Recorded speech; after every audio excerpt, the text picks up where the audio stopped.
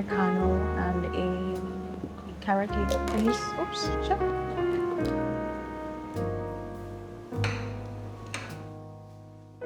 Okay, hi, I'm Adria and welcome to my reading wrap and Kingston Coffee. Today we're at Cafe Dolce in the Ligani area and I'm going to talk about 6 books today. And I have an honorable mention that I'm reading. I really want to mention him. But first of all, I got myself a piece of carrot cake and I got myself an Americano hot. So let's talk about the carrot cake, okay? So I'm on a hunt to find carrot cake across Kingston. This is really good. It's cake, right? It's actually cake, and I can see the pieces of carrot. It's not a carrot mix them use and make it. My favorite part is the cream cheese, right? Nice and firm. Kind of like a bit, and most of it is gone as you can see. I'm enjoying it. And I think my only note is I like my carrot cake spicy. It's not too sweet, which I love, but I think it could have a little more spice. I can see the brown from the cinnamon in there, and so, but yeah, it's really good. Nice texture. And then I have my cappuccino.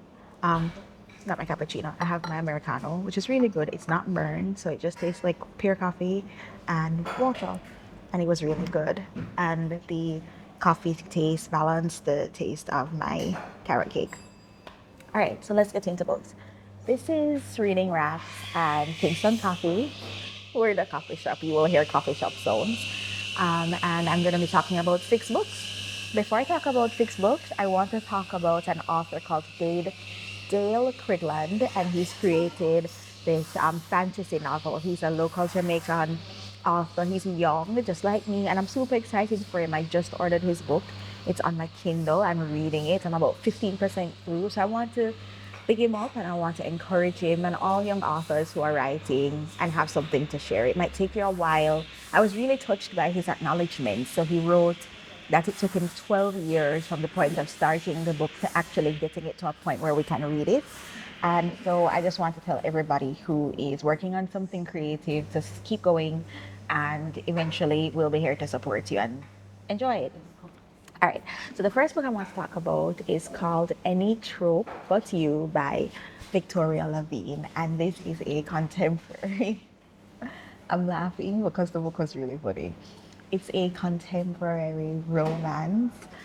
It's a rom-com, if you will, right? It's a romantic comedy, meaning that, it's about 2 people falling in love, but also it's lighthearted, it's comedic. So this book is about this author, and she writes romance novels, but she actually doesn't believe in it. So she keeps this book called Happily Never Afters. And so the book starts with her authors, right? They'll tend to have these events, book signing events, book release events, stuff like that.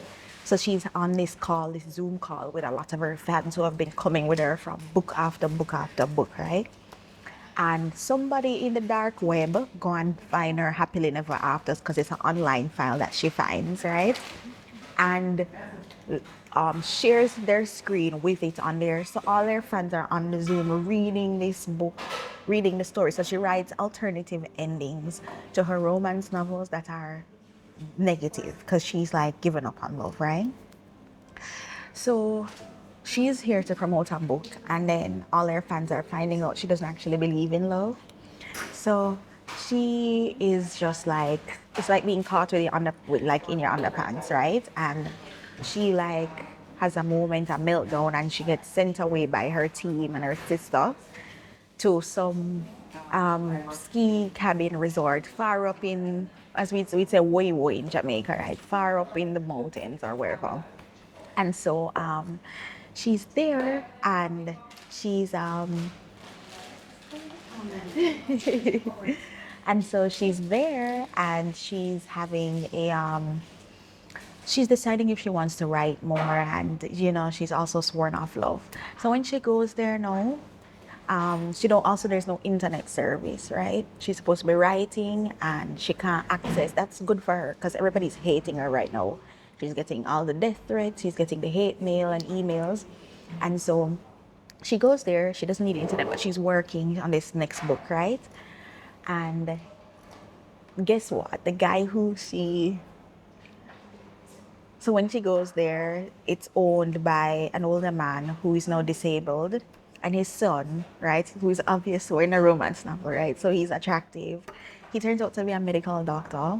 So, you know, when you read those romance stories and it's like what they call tropes, right? A trope is where you, it's like a, it's like a theme of a book that they can remix time and time again with different backgrounds, different characters, right? So a trope might be TROPE, right? A trope might be second chance, right? So they were together at one point and then they got back together later on. Or a trope might be enemies to lovers, right? So they hate each other at first and then now they're lovers and friends, stuff like that, right?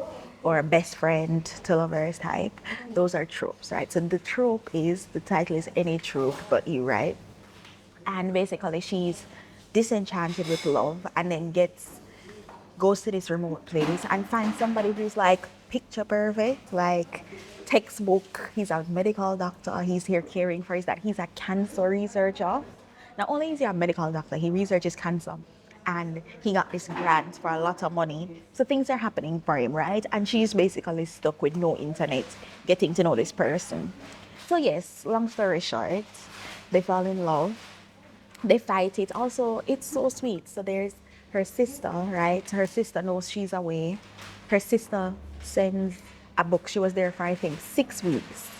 And each week, the condition was her sister arranged a trip and said to the guy and the owner of the resort that she's supposed to do one challenging thing each week. So it might be a hike, it might be some sort of excursion that's really physical that she wouldn't enjoy. And once she does it, she gets a letter from her sister. And her sister is her, she cares for her sister. It's just the two of them, right? So that's her everything. And her, so week by week, when she does hard things, she gets a letter from her sister. And she's at first very belligerent about it. But as she goes on each week, she's realizing, yeah, I'm strong. Yeah, I can do these things. And so it's really touching in that way too. And it's funny. I don't know, there's another book that got really popular last year called the rom-commers.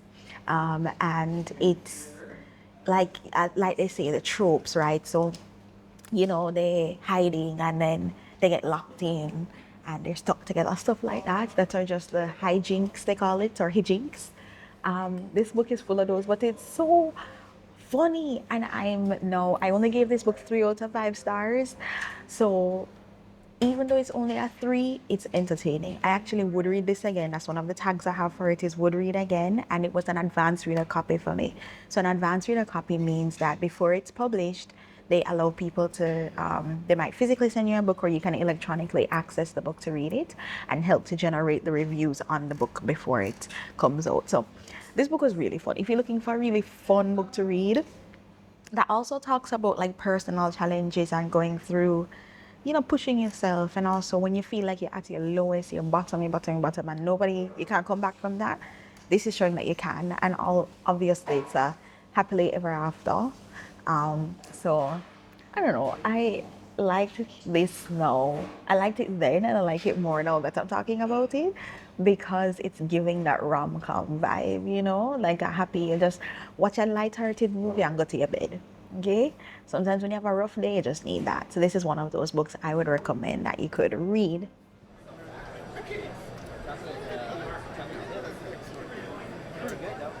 So next up is Headshot by Rita Bullwinkel. This book is a debut novel and I gave this 4 out of 5 stars. People, this was, I think, the second book I finished in January of 2025, and this book is so special. Would read it again. I need it on my physical book list, physical library. So it's about boxers, girl boxers, like girls, not women, like teenagers. They're in a teenage age league, and they're from all over the country, and they make it to this championship. Okay, so they're coming. Some of them are sisters. Some of them are. They know each other from fighting in similar circles, similar schools. Some of them have never met each other, and it goes through a series of, I believe it's 8 matches. I'm sorry, of 16, a round of 16 knockout competition, right? So they fight. When they lose, and then they go to the next round, and then they fight, and then when they lose, they go to the next round. And This was an amazing book about girlhood and the reason why we do things. How much of it is your parents? How much of it is your inner motivation to fight? Some girls were, their mother told them, or they were told by their parents or by peers that you're built like this, so you should box. Mind you, they have no interest in boxing. Some girls were legacy boxers, so their older sister and their middle sister and the youngest, all they know is boxing coming right up. And why this book was really amazing was because it kind of almost talks about how much of your life is destiny and how much of your life is like predetermined versus environmental, right? And I've never ever read anything about boxing. I've never read any novels about it, about women in sports, right? So you could pick any sports that's more popular: football, soccer, right? Um, Netball. We only do that in like Commonwealth countries, but stuff like that, right? Even basketball, right? But boxing is like hardcore, right? Your face is gonna be swollen and you're gonna have, it's not a beautiful thing, right? So this was really fascinating because it was telling you in various perspectives, so from each boxer's perspective, right? And it was telling you actually fast forwarding to the end of their lives. Some of them, maybe due to boxing, other things, their hands would get swollen and they'd have very bad arthritis from getting their limbs broken so much. So it's telling you what happens to them later on, and it's also telling you what happens in the present. And some authors are excellent at jumping between timelines, and this author is so, like, for our first book, it's incredible. And I feel like as a girl, as a woman, this is like a serious take on inner strength. It's a serious take on perspectives. How much are you influenced by people around you versus what you have inside? And stunning. I really mean stunning. Also, this book has title chapters, and you know how I feel about that. So, like I've told you, like, I think it's when an author takes the time to plan the book and give each chapter titles, it shows an intentionality. Instead of just, you can slap chapter one, chapter two on anything, right? But when you take the time to name them based on what's happening in that chapter, it takes forethought and it takes intention, and I really appreciate it. So, in this case, the chapters were given by the matches. So as you're reading the book, you could also skip ahead to know who won each matchup, right? To know who made it to the next round, but you could also leave it as a surprise. And as they go to subsequent rounds, all the way to the final, you can leave yourself guessing like who is gonna win, which of the girls, which of the characters. And I would read this again, and I just love this book. So 4 out of 5.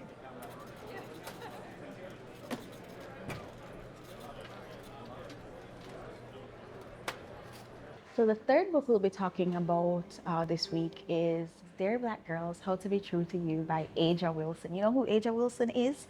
Aja Wilson is a basketball player, and she is cool. If you don't follow basketball or women's basketball, it's had an amazing resurgence. Women's sports in general has been, the women have been campaigning, and rightly so, for equal exposure, equal opportunities, equal pay.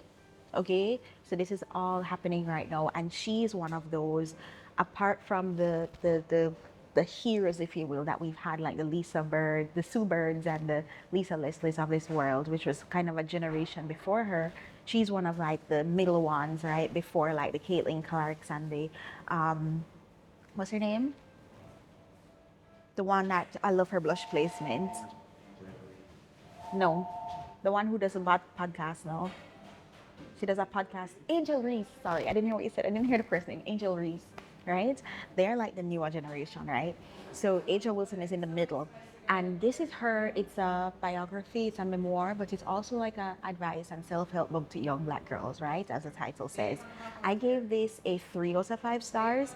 I thought that she struck a really good balance between it being reflective and memoir and advice and self-help. Okay, so it tells about her experience growing up in a black family from South Carolina with her grandma and going to college. That was a big decision for her. So she was so talented that she was given scholarships to go to private schools. And if you don't know, private schools in the US usually means predominantly white. And so that would have been a shift from her culture, and her parents would have had to deal with other people around them saying, why are you sending her to that school, and you're sending her to be a white girl and stuff like that. And she had those personal challenges, and then she shares as well with learning that she found out she was dyslexic, and so things took more time for her to grasp. And so this is talking about her experiences, and then to the point where she chose to go to college. So she's got all this interest in her from coaches around, and she's choosing where to go to college, and she chooses to stay in her own backyard, meaning she stays in state for school. Mind you, if people in California are telling you, come to our school for free, do anything you want to do, play basketball for us, she made the decision. She was one of few to stay at South Carolina, and she became one of the star players that rose them with the coach Don Staley to become just like a monumental winning team over a few years. And recently her jersey got retired. She wore the number 22, I believe. That's a big deal, right? That's like saying if you watch the Reggae Boys or whatever your national country is, national football team is, or whatever sport is really big there, and that player wears a jersey and nobody else can wear that number, right? That's what that is saying, right? Because that's how respected she is. And so this book, like I said, was just a really good balance of like learning about her and giving advice.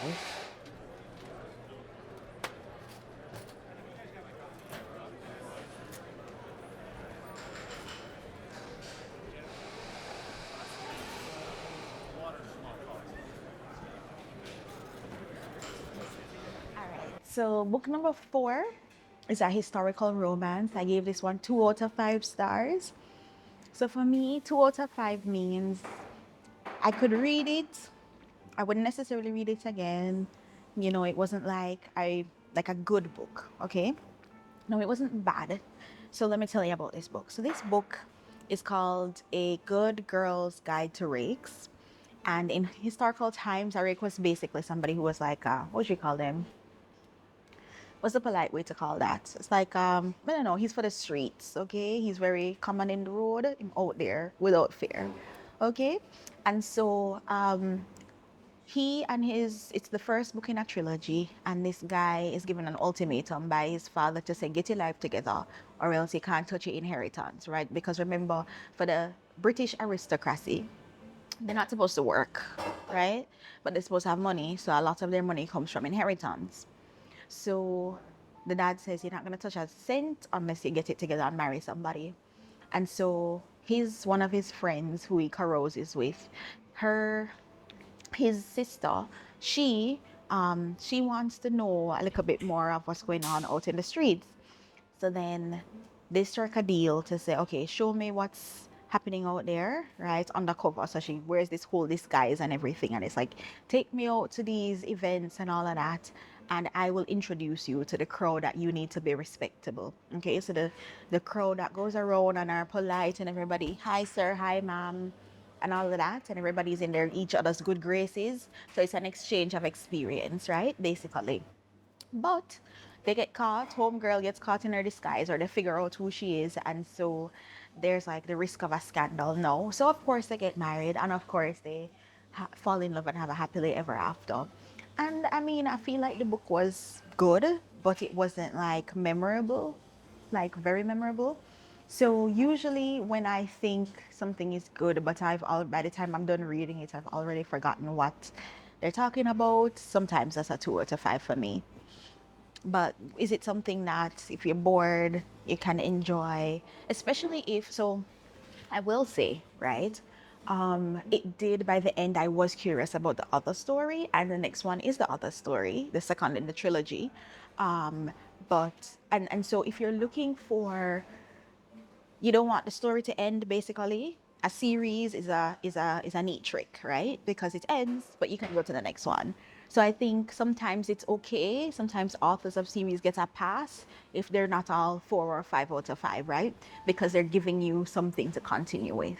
So that's a little note if you kind of like to keep the party going.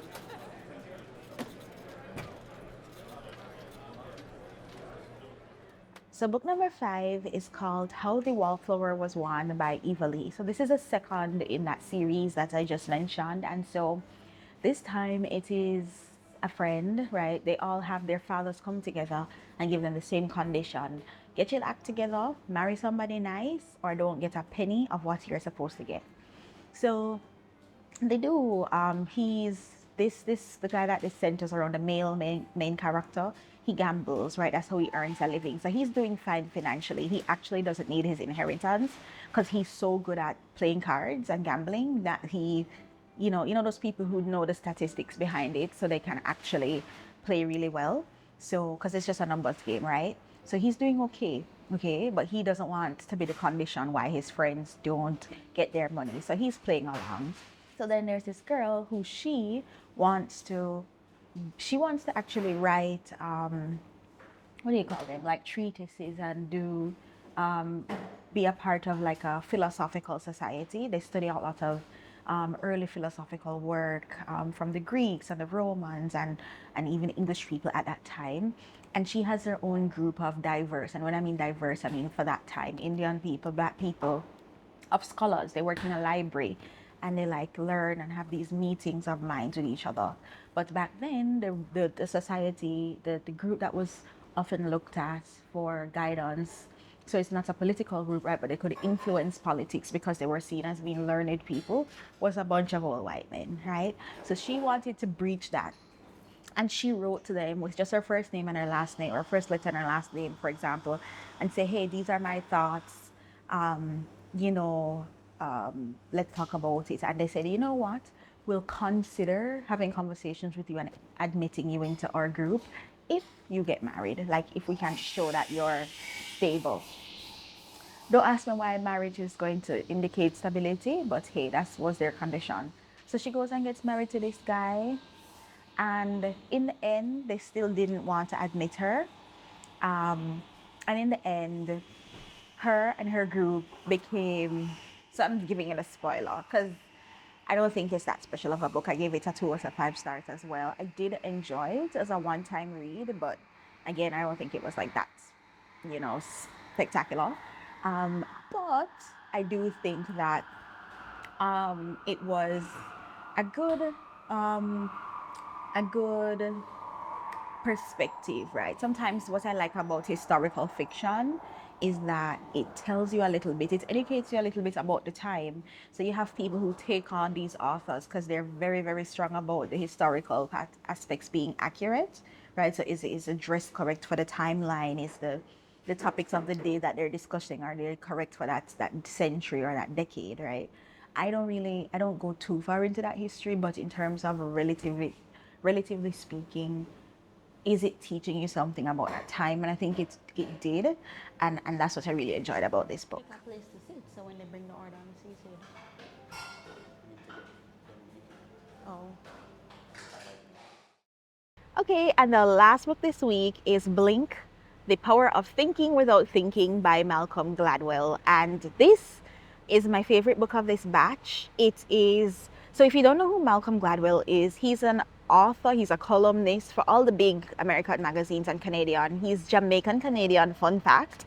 And he's made a bunch of like amazing books, Outliers, Blink, and a few others, right? And his whole thing is he weaves stories and a lot of psychology research into narratives to tell us about things that we do, right? So what is it about us that gives us this ability to judge, to see someone and know, or gives, let me not say it that way.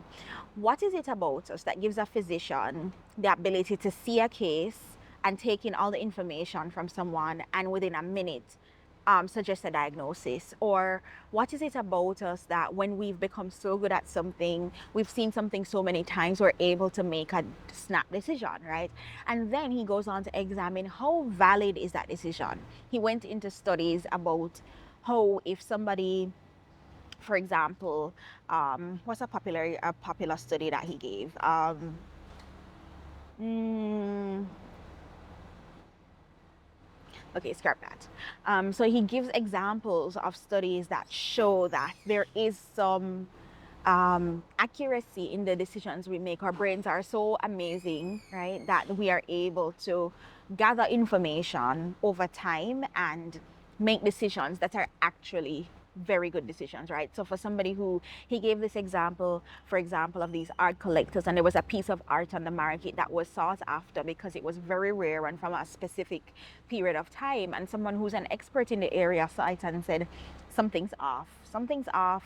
But by then, the museum that called him in, they went ahead and acquired it because it was a rare find, right? And then they went and did all the testing, the scientific testing, dating testing, all the things they do to verify a piece for acquisition. And they found it is in fact a fraud, a very good fraud, but it was a fraud. And what was it about that art, that art specialist that recognized something was off, right? And as humans, we're able to do that with a lot of things. We don't even realize it. So the book was just examining that, you know, over multiple examples, over multiple studies. He speaks to academic experts, he speaks to people in business and stuff like that. And I just think he's just, what stands out for him is his ability to weave narrative into an interesting and gripping narrative into teaching us something about ourselves. So that's what's really fascinating about that. Um, so that's our last book of this week. I think if I had to say which one stuck with me the most out of all of them, maybe it would be um, Headshot and Blink. For fiction, I'd say Headshot because was so it was one of those books that examines the human condition, meaning how we think, how we interact, the way that we approach things, right? From the perspective of girls, from the perspective of sports, from the perspective of relationships and things like that, ambition, how our futures unfold. And then if I was to do for nonfiction, well, I guess the others were fiction, but Blink is really an amazing. It's one of those books I want a physical copy of for my bookshelf that I can revisit for the stories, for the reasoning. I just think it's something that can teach us about our psychology and how we think. Anybody can learn something from it. And then I guess, what are we doing here? All right, what are we talking about? We're talking about books. I have a very full life. I have children, I'm married, I work, I'm a teacher at a university, and I read in my spare time. I realized I was just taking a stock of it. I do not watch TV. It's not because there's anything wrong with TV. I don't have time to sit and watch TV. I don't have time to sit and read either. Most of my books, I get to sit and read very rarely. Most of my books are audiobooks. Sometimes I get to sit and read on digitally. And what reading does for me, that's my mental break. And I think I learn a lot about human nature. I think I learn a lot about other experiences, even if they're fiction, right? That came from someone's mind. That came from someone's experience. Everything somebody puts into a body of art is an amalgamation of their life experience as well as their imagination. And so what I would say is, I want you all to read. I want you all to get excited about the worlds that people create. I want you all to think about the fact that you can also create something out of nothing. All right, so let's run down Cafe Dolce at Barbican / Legani, however you want to call it. Gorgeous place, perfect for people watching. We're not rating on people watching, but I guess we can add that to environment, okay? So one of the things we rate is environment. Lovely environment. Considering where it is, there is limited seating, but there is enough, and there are a few locations that are good for working. So in terms of environment, I would give it a 4. In terms of the food offerings, I got an Americano and I got a carrot cake. I would give that a 4. In terms of parking is very ample. There's lots of space here. It's going to be busy at certain times of the day because there are a lot of, like, the number of shops compared to parking is not proportional. But I think coffee shop timing, you'd be fine. It might be earlier or in the afternoon. And then the other thing is, would I work here? I could absolutely work here. I have done it.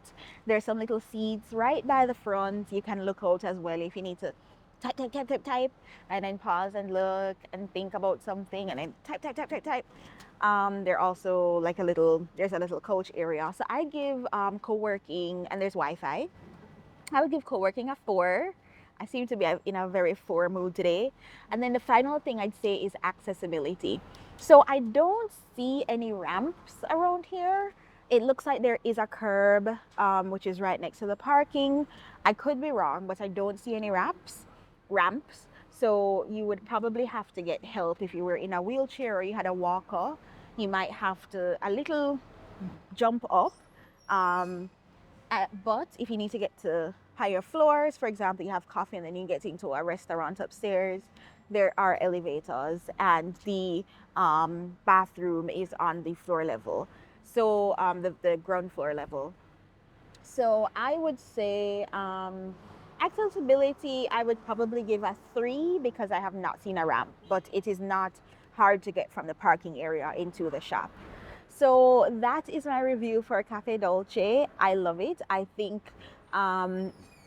in terms of a vibe to work, quiet, not too much foot traffic, it's pretty cool.